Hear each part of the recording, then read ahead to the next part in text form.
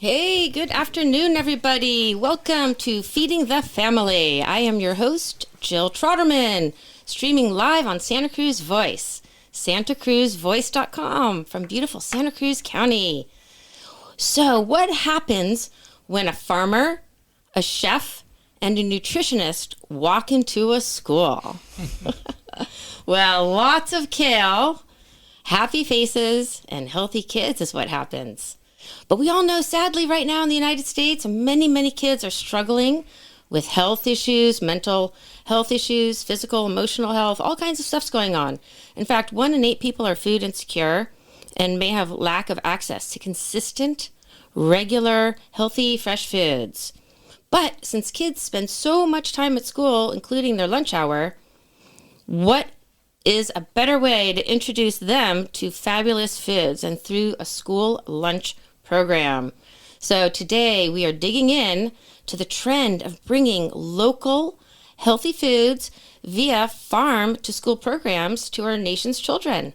I am talking with Juliet Siu, Jeff Pala, and Scott Felgner from the Live Oak School District in Santa Cruz, California. So welcome, you guys. Hi there. Hello. Thanks for having us. You're welcome. I have all these fabulous people in the studio, so I'm really excited to see your faces, and it's a great thing because you're local, so you can pop right in.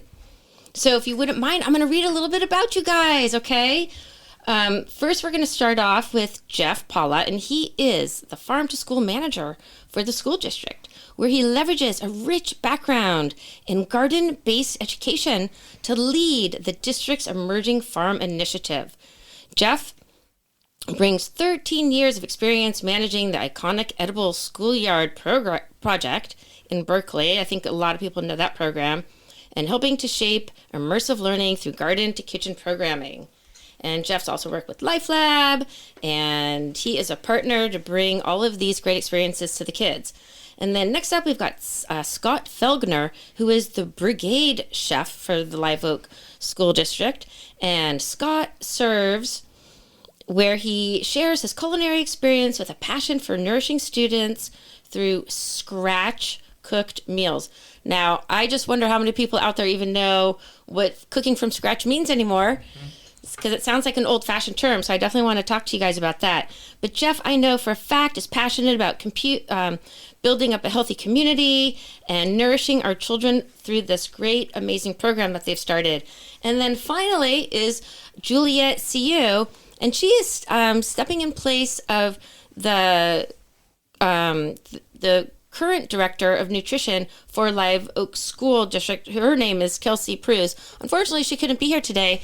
So in her stead, we have Juliet Siu, and she also, from what I understand, is a dietitian nutritionist. And would you like to share a little bit about yourself? Because I don't have your bio with me. I'm so sorry. So I am a dietitian. I started in school food about 4 years ago with the goal of improving the meal that most kids eat every day. Awesome. All right. So now you're working at the Live Oak School District, right? Yes. Okay. Well, the three of you is a unique combination to have. And personally, I was involved when I was a young mom in our kids' school Life Lab program. And this was a big passion. And I want to say, like, we were at the beginning, this was many years ago, of trying to get healthy foods into the kids' school lunches. And it was almost impossible. There was so much red tape and all kinds of problems, I want to say. You know, it was a struggle. And so for me to have you three here is like, it happened. And it's happening. I'm getting the chills. I really am. Because what you're representing here in Santa Cruz County can be the model through the United States. And I know a lot of other nations already do this. And being one of the wealthiest yet sickest countries on the planet, there is such a disconnect. How does that even make sense? So today it is really a thrill to have the three of you here. So thank you very much. So where do we start? Let's start with, obviously your mission is wellness, nutrition education, and academic skills that tie into all these concepts, and also having the children just enjoy this wonderful food just purely as food, right? And California in the last 4 years shifted to something called the Universal Free Meals. is that associated to why you guys started this 1 acre farm? Yes, it is. Who would like to share? You want to start? Yeah, I can start. So, California was actually the first state in the country to pass universal meals. And so far there's 10, I mean, no, nine. Nine states who have universal school meals. But it's really cool being in California and leading the way. And I think it's really opened the door for things like school farms and more farm to school. Particularly because California, along with making universal school meals, also provided schools with KIT funding, which is kitchen, infrastructure, and training funds. So California noticed that we were getting an increase in participation in school meals now that it was universal, and they wanted to see improvements in those school meals. So we were able to invest in getting a chef like Scott into our program, helping improve the quality of meals. We also got a lot of money for local foods, which helped us improve our procurement practices, getting more farm to school, local farm to school, and not even just for our vegetables and fruits, but also we get local milk. We try to get local proteins and just keeping things really local. And this is was this a national thing? No, this is a California initiative, California, right? mm-hmm. Because nationwide, some school districts have a really hard time incorporating maybe, glom eggs from down the street. Yet Right. here they have this like great source, but they can't. So this is really unique in California is what you're sharing with me, right? It is, yeah. Juliet? Okay. Yeah, and it's really cool. And like you said, I do think it should be a model for other states. And even what we're doing here in Santa Cruz should be a model across the states. And yeah, so it's been really cool to see the increase in funding in school meals, which has allowed us to really improve our farm to school program, improve our scratch cooking, and really improve the student experience in the cafeteria. So this is a huge win. Definitely. Yeah. How long has this been implemented? So it started in I think it was the 21-22 school year that federally we stopped the universal meals, and California pretty much stepped in and was like, no, we're going to continue it. Okay. And so super quick background on how school meals are funded. They're funded federally through the National School Lunch Program and the School Breakfast Program, but they only cover a certain percentage of the food costs or of the meals, and it depends on your family status. So, I'm sure you've heard of like free and reduced kids and whatnot. And so basically what California said is for the rest of the funding that the federal government isn't going to supply, California is going to supply that.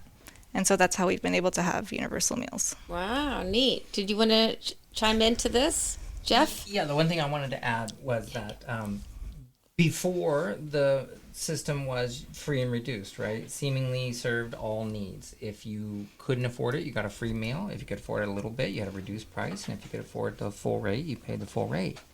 One thing that we noticed when it went to universal free, everyone ate for free, school food participation went way up. And so there's a question of why did that happen? Was there a stigma around getting some kind of reduced priced meal or a free meal, or how was that distributed in a way that students felt safe around getting that free meal? So when your school food participation goes up, because it's a reimbursement program, we're actually getting more money. And with more money, we can do more creative and interesting food. Yeah, I think there is a stigma. I don't have any studies in front of me regarding that exact topic, but I do believe that children would rather not eat the school free meal if other children were not also participating in it. They just forgo and be hungry. Right. So now that everyone has access, you're saying everyone across the board Everyone can eat this. Yeah. Correct. So Okay. this is free for all students across the state, and Right. no one has to bring any money to school. Wow, for and the school parents are food. probably thrilled. And then the food is 1,000% better. Exactly. So it went Yeah. from a bad scenario to good. Yeah. Like it's a win-win-win for everybody. Yeah, absolutely. Right? And then it looks like our chef got a job out of the deal. That's right. Right? Yeah, let's talk into this mic here. Yeah. Yeah, and I think. And welcome. Oh yeah, hi. Hi. I think one thing is as those meals start to go up, of course, you need to have the capacity to prepare those meals, and I think an impulse could be that you find something easier to prepare, but really what we were trying to do and what Brigade tries to do is by being in school districts, we can try and push to keep doing more and more scratch cooking, which is kind of a hard thing to define. There's many things that could be scratch or speed scratch. Yeah, can you share, because I was kind of making a little bit of a joke about that. Sure. Scratch cooking. Yeah. For anyone under 20, Yeah. this is what our grandparents used to do a million years ago. I think even I'm a little confused sometimes when you look to define scratch cooking, but you can think about something like a quesadilla.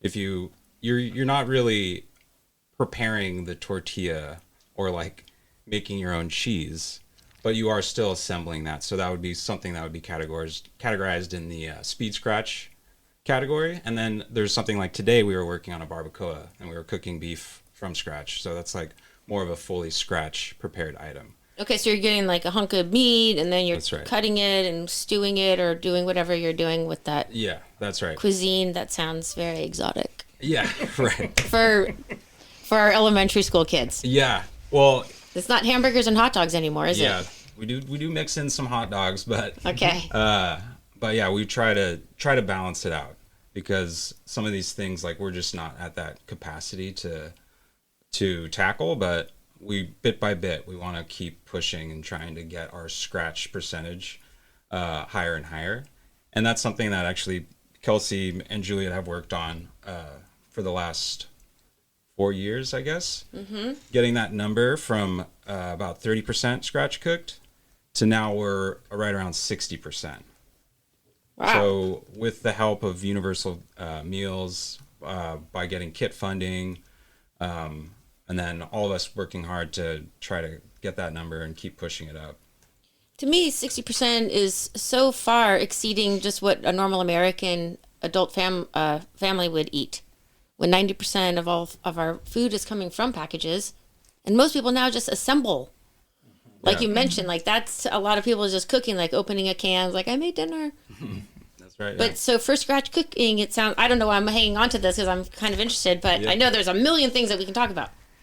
But this is important because we're teaching the kids about where food is coming from, right? And so now that we set the stage of the three of you who are really anchors in this program, plus Kelsey, and I'm sure there's a lot of other people, teachers and other staff that are there, the experience for the children, because clearly you're coming with passion and intuition of knowing what needs to happen for the future of our children.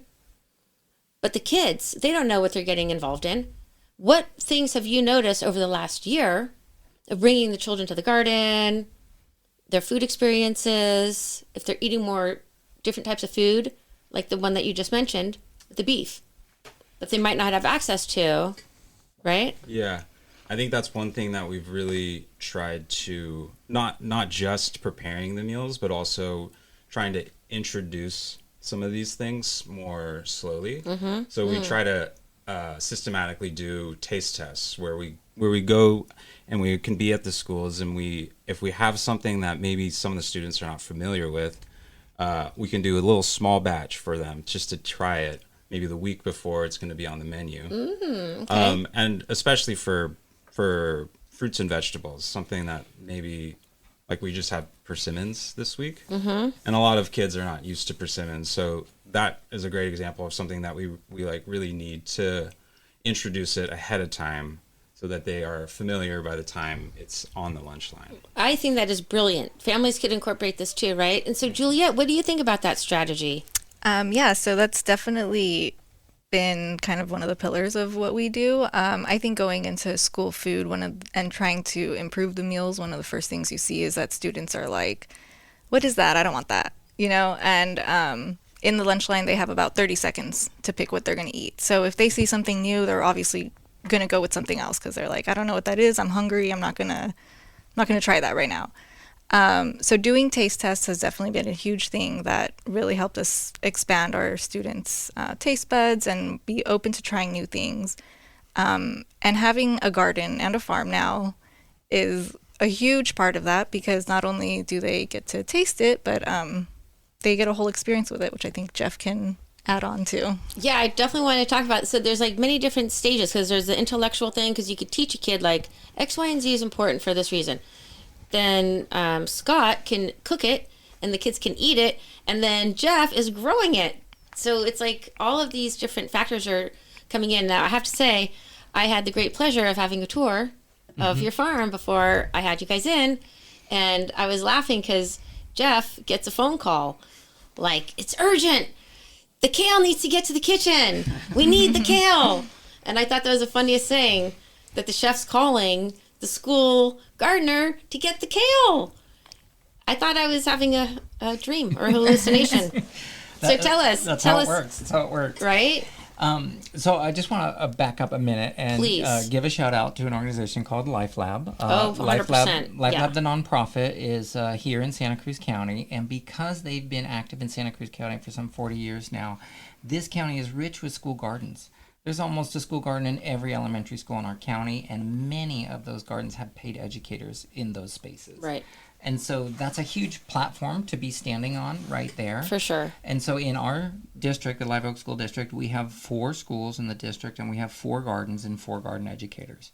And so we're utilizing those outdoor classrooms and those educators to help promote food that students would see in the cafeteria. Mm-hmm. So for example, with the persimmons example, what we're going to do as a central kitchen is we're going to cut up the persimmons and then send them out to the garden sites, and then the garden educators will taste them with their students in the garden setting. And keep in mind that these outdoor classroom garden settings are these incredible magical spaces for the students, and they really feel safe in these spaces. And if there was any space on campus where they were going to feel comfortable to try a new food, that's it. It's in those garden classrooms. It's with those garden teachers, which they look up to so much. And so we're going to leverage that to introduce new foods in that setting, so that, to Juliet's point, when they get into the lunch line, and it's really just like you walk through and grab your stuff as you were walking through. You have no time to think or contemplate. That's not the space that we have to educate people on new foods either. So that kind of food education, nutrition education stuff needs to be done outside of the lunch line. I see. So that they come in informed and they can make an informed choice when they get in there. I think that's an excellent point to really highlight, is that you kind of have to do the precursor, the cursory stuff first. You can't expect a child, any child for that matter, takes many, many tastes, like up to 10, 12 exposures Exactly. to have a new food experience and to like it. Yeah. So I can see where the due diligence is the education beforehand. So you, the chef Scott, doesn't feel discouraged when no one eats your fancy empanadas that you slaved over. Yeah. And why didn't everyone eat that? It's so true. So you can make the best food in the world, and if nobody eats it, you've accomplished what? Exactly. So we really need that food education piece is a huge part of our work. Huge thing. Now, are there foods that you've tried so many times and kids don't want to come back? And what are the ones that kids are like, yeah, this is on the menu, so excited? I think one example I always think of is the curry chicken that I made. Curry chicken? Yeah, so it's a Japanese curry chicken. I grew up eating it as a little kid, and I was a picky eater.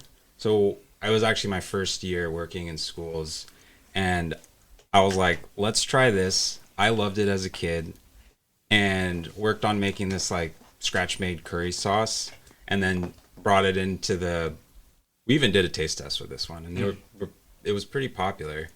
But then we ended up serving it, and as the menu kind of continued, it showed that the kids were taking less and less of the curry sauce and just chicken and rice.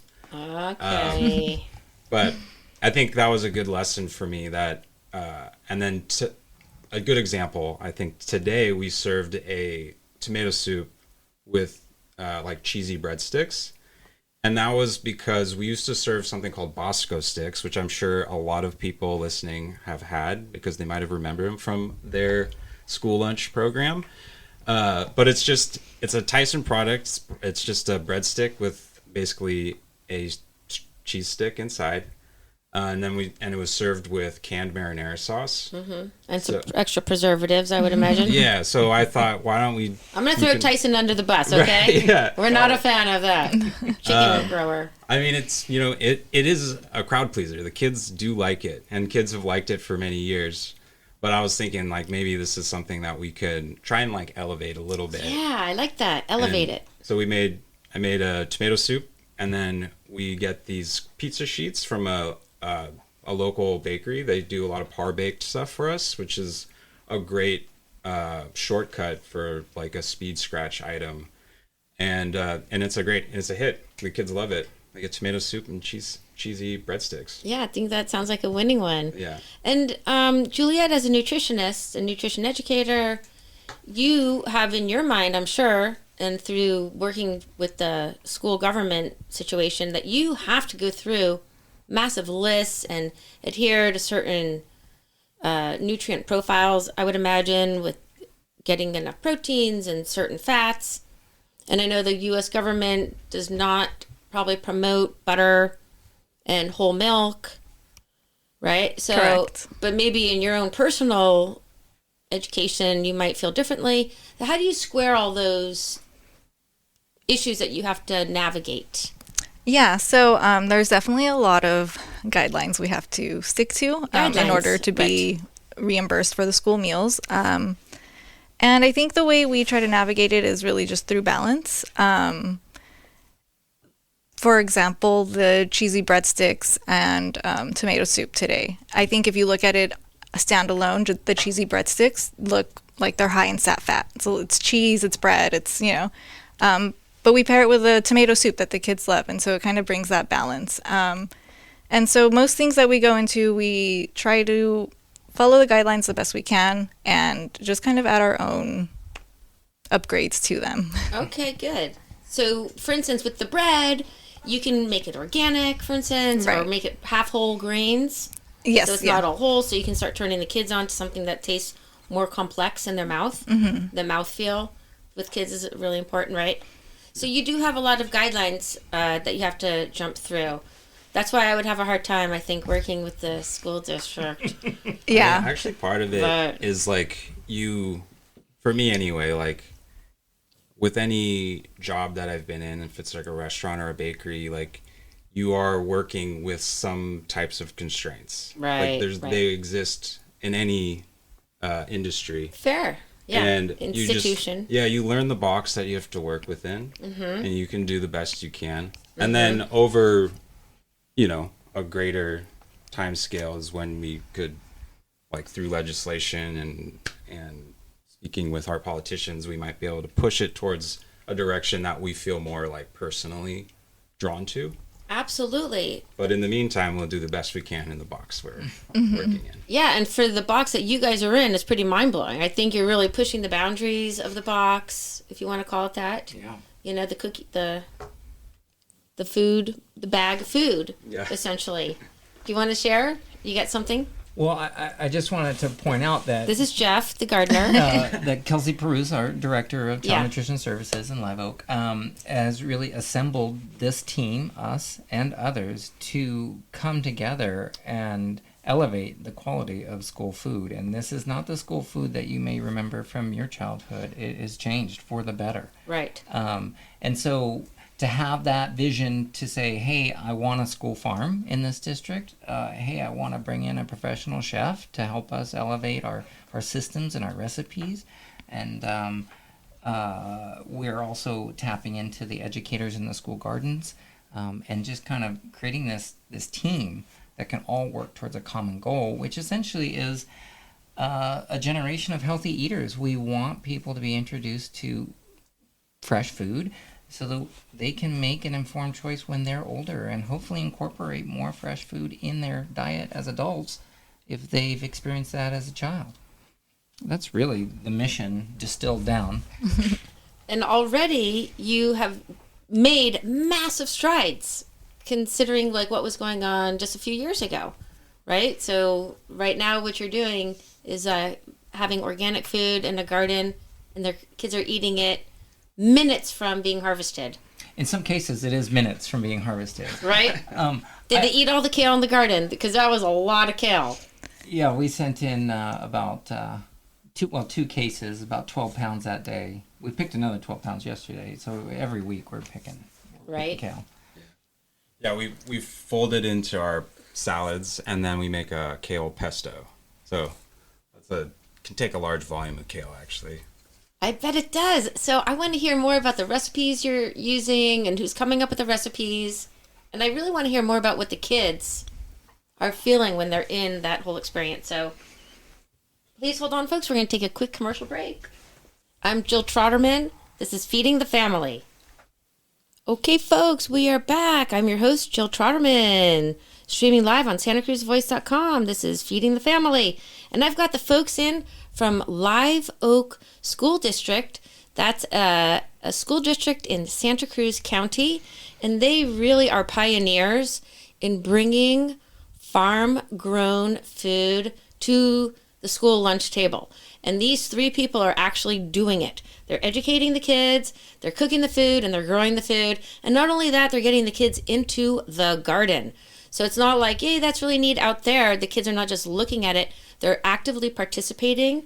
And I think that's probably really the winner factor of getting the kids to buy into this long term. These are habits that they're going to have for life. They'll always remember this. So you guys have a couple things. There's a thing called Food Lab. Do you want to share about that, Juliet? Yeah. So Food Lab is something we actually got from Pacific Elementary over in Davenport. They've been doing it for quite some time now. And the model is to have students in the kitchen preparing the school food. And that not only gives them life skills, makes them feel empowered and all those things, but then they're in the cafeteria telling their friends, like, I cooked this, you need to try this. And so they become advocates for our program. And it's a really cool experience because, as we've mentioned, we have our farm and our gardens where the students do participate in planting food and harvesting it. So not only do they get to see it grow, but then they get to be part of the preparation, and they see it all the way until it goes into the compost. So they get the whole cycle of it. It's a full cycle. I think that's why kids really do have buy-in with that. And what are your experiences with the Food Lab? Yeah, so I've been kind of This is Scott, the chef. Yeah, so I've been teaching the students in Food Lab. Mm-hmm. We get about 6 to 8 students that can be in the kitchen, and they'll come in for like an hour, and I'll give them tasks to help with to further our production for the week, for the meals that we're preparing. The challenge with it is trying to like keep it interesting, but while seeing what it's like to do like really high volume production, because I think sometimes we end up doing a lot of the same things really like day to day. But right, like chopping tomatoes for salsa, that's going to take quite a lot of chopping. That's right. Yeah, actually, that's a very good example. That was happening earlier this year. We were just cutting tomatoes every class. Right. But I think it's a great experience for these students, and they can get kind of a CTE, right? The kind of a technical training, and which could be applicable. And then actually the first thing that they do when they come into class is they get a food handler's card, an official food handler's card that they can actually take to any restaurant business around Santa Cruz, and they can apply for a job and already have one step taken care of. Yeah, so this is just even more exciting. So now they're also getting vocational training. So they can learn knife skills, kitchen etiquette, right? Yeah. Like behind chef, or how do they address you as chef in the kitchen? Actually, yeah, that's also part of Is he a tough? Is he like Ramsey? You're going to earn a reputation, Jeff. I mean, Scott. I think I'm a pretty kind chef. Okay. But that is actually a part of our first day is learning kitchen etiquette and how we communicate with each other and making sure that everything's safe. Right. But don't you think that the kids get so much self-esteem from this and validation of their skills and their competency, and that you're asking them to raise themselves up to standards that maybe other people don't set for them? I'm not saying that they don't, but I'm just saying you guys are like, this is what we're doing. And I think it just improves their whole energy, and then that gets transmitted out to society, right? I'm a big fan. Can you tell? I just love this. So tell me. So we actually have a personal story around this. Okay. Our daughter was in the class, Food Lab, at Del Mar, and then she went on to get a food service job and become a lead in the restaurant. How about that? And that was the very next year after that class experience. So it does teach valuable life skills that they can apply in the workforce. I appreciate that. Yeah, my whole thing is educate, empower, inspire. To make just the whole deal. Mind, body, spirit. Yeah.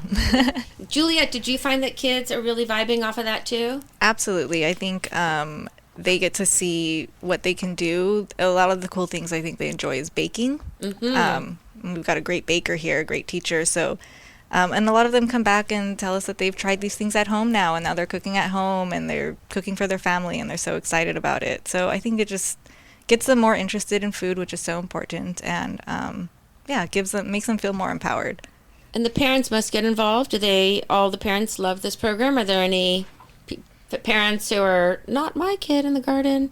No, I'm sure not. No, that doesn't happen. Yeah. Most of the time, the feedback we hear from parents and families is really positive. I bet. Great. You know, for example, there's a guy doing the food lab class right now, and his grandma is the manager at Gail's Bakery. Okay. And That's so neat. she has recounted that now he's helping cook dinners.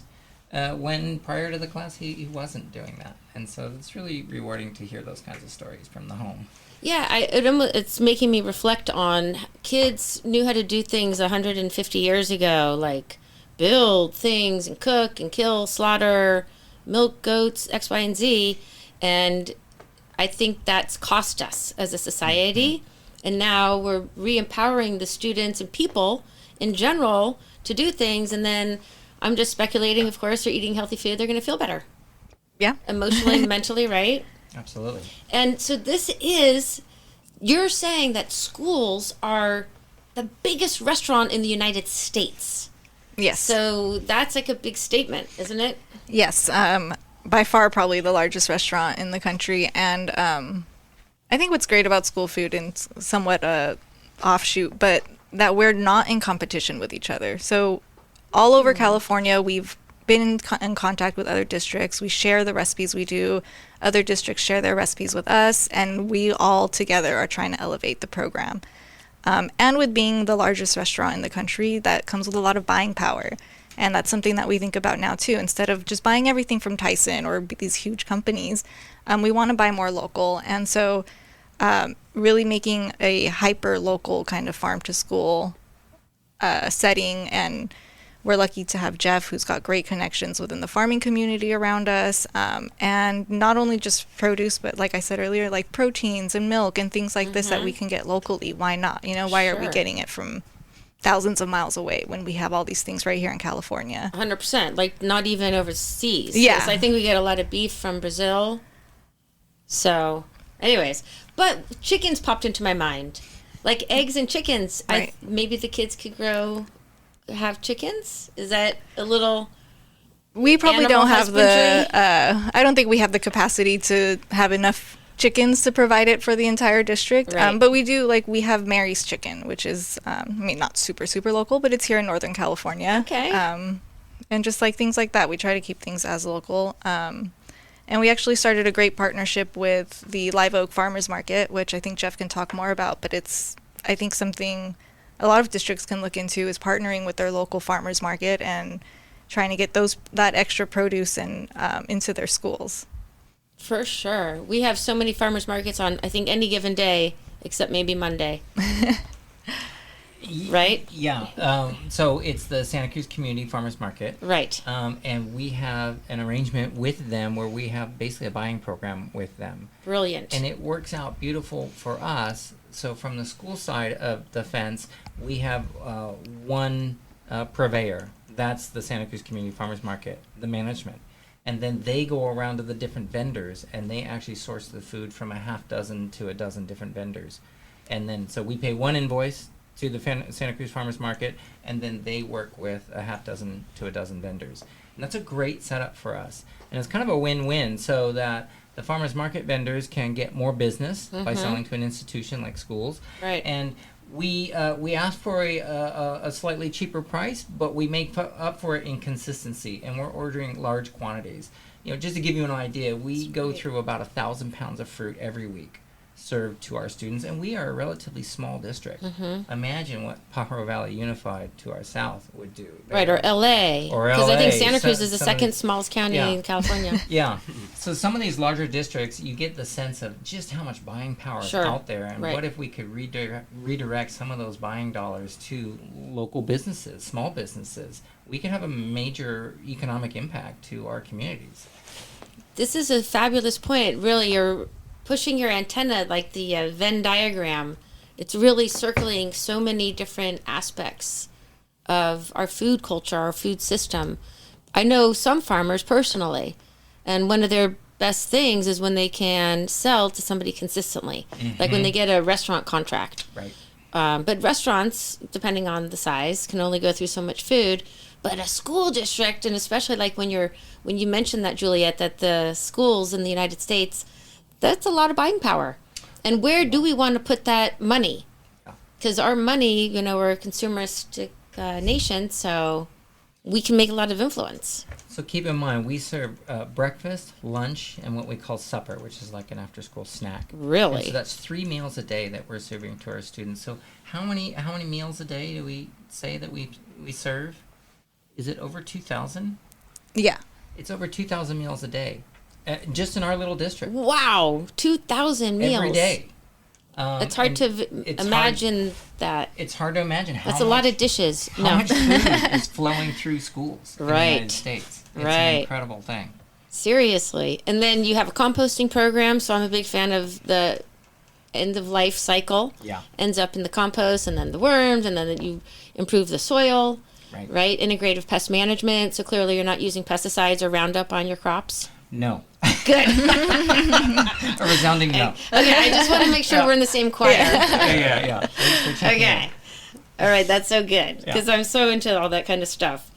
So we got the parents involved, we got the kids involved. So what are some other favorite things on the menu, and what can you share with other counties, not just in the United States? I mean, not just here in California, but in the nation. So what are some winning recipes aside from the? I think you said tomato soup and breadsticks, because everybody loves that. That's a good one. Yeah. And how can other school districts implement these programs? Yeah, I think, I think that you really have to focus on your kind of demographic. It's hard to say like any one thing would work out. But I mean, like our pozole is like a huge hit every year. And that's a Spanish dish, right? Yeah, Is so it? it's a Mexican dish. It's pork? It's a pork stew. Okay. With like lots of chilies in it, dried chilies, and I'm not sure if that would work out all over the country. So it's like that's the kind of interesting thing is that it's very specific, regional specific. Okay, I because do- we're in a very Latin influenced culture here, at least in our county. Yeah. But over the hill, For sure. in Silicon Valley, which we are just 30 minutes from, that is like a massive Asian cultures are over there. Indians and Yeah, Chinese and Koreans and all kinds of stuff. Yeah, we have colleagues over there, and we kind of discuss. Sometimes I'm a little jealous that they're like serving like chana masala, and like, well, I want to try that. But, Right. And they like the chicken curry over there. yeah, exactly. But they're going to try the pozole, and they're going to be like, no, that was a fail. Yeah. But this is a good point to see like cultural what kids are what they're exposed to. Like I didn't have a burrito. Well, no, I did because I grew up in Arizona. But a lot of people don't eat different cultured foods. So But I think some of the things that we do are reproducible, like working with the farmers market, and even like it is a big step, but starting your own farm. There's some good examples in Morgan Hill, Santa Clara. They have actually large farms that are producing for their school lunch programs. So there's a way. If there's a will, there's a way, I guess. well, it takes a lot of vision. Yeah. Right, Yeah. just tending one apple tree is cumbersome and takes a lot of time and energy. And then I saw Jeff out there in the farm, and I'm sure you have helpers Yes, we do. because that's a lot of work. At first I saw like a little garden, and I'm like, this looks just like a demonstration garden. And then I saw the real acre. Yeah. Yeah, so that's serious. So essentially what we've done is we've taken an unused softball field and we've converted it into a production farm for vegetables. Just for the sports people out there, this baseball field was not used for over a decade, so we didn't actually take out an active field. Okay. But we did convert it. We did convert it into a farm field to produce vegetables, and we're doing it in a very similar way that a larger farm would produce vegetables, but it's just in micro scale. So it's definitely not gardening. We are production farming on this space, and so we're using a tractor. Things are in rows, that kind of thing, and we do have help. We engage a local high school that is on our campus. It's called Cypress High School, and we engage those students to come out to the field and help.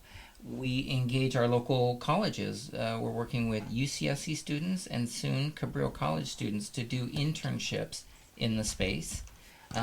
And then on top of that, we're engaging our local community. So we have a group of about, it's always growing actually, about 13 people showed up on Monday to help out on the farm, and they all live right in the Live Oak neighborhood, just around the school. And so between the community volunteers, the high school students, and the college internships, we're getting a lot of support to do this space. And then of course we're using a tractor, and machines are a really big support as well. Yeah, that's who doesn't like to drive a tractor, Right. That is super fun. And then like the financial stuff, so we want other communities to be doing this. You happen to have a baseball field defunct in the backyard, essentially.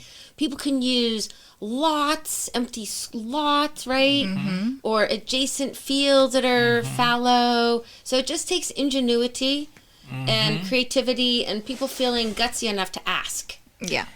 Absolutely. One thing I've noticed is that these school campuses, kind of universally, they are large. These school campuses are many acres. There's a lot of space on these school campuses, and you could often peel off a corner of an acre somewhere on a school campus that is 15 or 20 acre size. Right, because most of the stuff you're doing are vegetables, I would imagine. You're not growing grains or beans. Not yet. Right? Okay. Well, I took a handful of lentils the other day. I was cooking lentils, and some fell off on my counter, and I threw them into one of my houseplants. And then, lo and behold, I'm like, what on earth is growing out of my pot? And I pulled them all out, and there was lentil seeds. I've done that before with beans and garbanzo beans and black beans, and I don't know if you would do that with the kids. You'd have to grow a lot. But to me, it was like a total novelty that here in my jar, in my pantry, I could literally grow so much food. And I've done experiments with cutting, the tops of lettuce off. Like when you grow your lettuce, you harvest it, those lettuces can get replanted and they sprout again. So I'm sure you guys do all that kind of fun garden education stuff. Yeah, that kind of stuff happens in our garden classrooms. Right. And those are the types of activities that happen across the district with the garden educators. Right. And Jeff, can you share the broccoli situation in the garden? Just remember when I was there, you're like, Jill, this is so exciting. Can you tell our listeners what was so exciting? Because I just geek out on this. Sorry if everyone's not excited about kale. It's so fun. Yeah. Well, okay. So we love kale. One thing to point out is that the season is changing. So I've actually been out there with the tractor and the mower. So things have changed since you came just last week because the rains are starting and we need to get our cover crop in the ground and all that. Fair. But right up until just earlier this week, we had the life cycle of the broccoli plant from seeds, producing seeds, little seed pods, all the way down to baby transplants and everything in between. Because broccoli is one of our chosen crops that we want to grow every month of the year and have available every week of the school year, we do what's called successive plantings. And so we do these successions every 2 weeks. I plant 150 broccoli plants in the ground. And so you can, and they're all right in the same block. So you can see them one succession after another, and you can really see the life cycle of the plant, all from baby all the way up to seed. And it's kind of fun. Isn't that fun? Don't the kids love that? Because to me, that's where like reality comes in, full color. So people can see like broccoli is not just frozen chunks in Trader Joe's, right? Yeah. They can see actually where it comes from. And this is one of the crops that we have actually successfully been able to produce enough for the school district. Right. So when choosing what crops to grow, there are some crops we're saying, okay, we're going to grow 100% of our needs of this crop. I see. And other ones, it's like, oh, we're going to grow some, but you're going to have to buy some. And so you'll supplement through purchasing elsewhere, but we'll have some from our own farm. The two crops that we've landed on that we want to grow 100% are broccoli and carrots. And we've been able to do that for the most part. Gapping is a thing where you have broccoli plants, but they're not ready to harvest yet we need it this week. And it won't be ready to pick till next week, so that's called gapping.